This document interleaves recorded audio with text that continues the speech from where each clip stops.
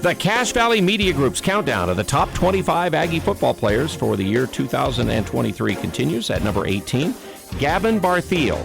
He is a portal transfer to Utah State from Washington State, where he's been the last 2 years, originally out of Lakeland, Florida. A linebacker, Gavin is 6'2", 210 pounds, and a sophomore. To add to the Aggie linebacker core, number 18 on our list is Gavin Barthiel. Yeah, so he wears number 40, as Eric would say. He's number 18 on the top 25 Aggies. As Al mentioned, transfer out of Washington State. Going to be a key contributor. He's going to be a guy who didn't play a ton. I think 39 snaps, all on special teams with Washington State last year. Redshirted, so he spent 2 years Washington State, redshirted 1 year, played special team snaps his second year. But here he's going to come in and he's going to be a big contributor. Utah State got hit hard with losing A.J. Vongpachong. And Gavin Barthiel going to have to make a big impact this year if the Aggies are going to have a good linebacker core. I'll be honest, if I went based solely on past production, like in games, snaps, total of tackles, whatever, things like that, Gavin Barthiel shouldn't be on our list. But he is, on my personal ballot, I had him at 17, very close to where he ended up on our total tabulation here. But I put him that high because of what I saw in spring football.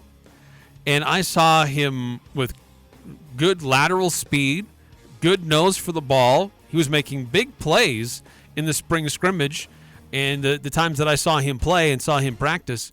And so I've been impressed with Gavin Barthiel and the type of role he can play for Utah State, which is going to need to call on some, we'll call them unknown players to some degree, to fill in at the linebacker position, which should have been a pretty good strength for USU coming into this year.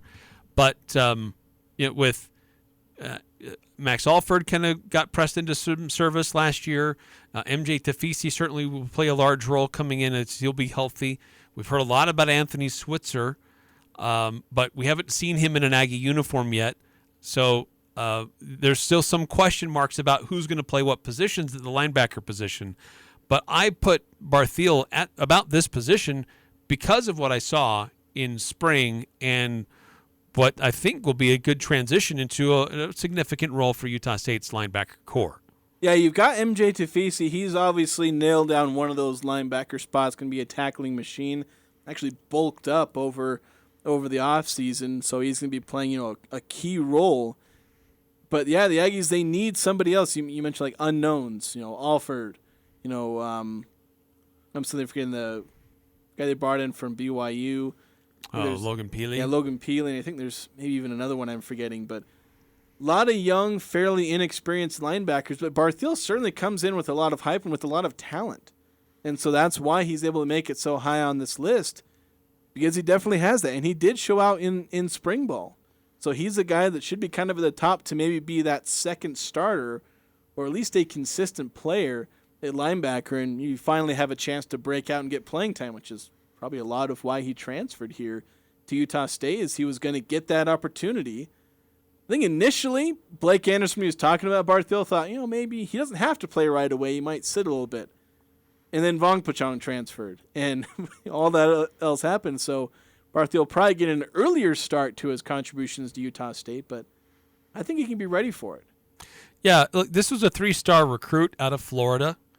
Regarded as was a top 50 linebacker in the country when he was initially recruited, and didn't get to see a lot of action at Washington State. But I think based on need and availability, I think he's going to have an opportunity to play a significant role for USU this fall. And I liked what I saw in the spring. I hope that continues to translate in what we see this fall. Yeah, and I think the fact you're talking about him being inexperienced on the field, he's had 2 seasons to develop, and that's a lot of times that's what a program like Utah State has.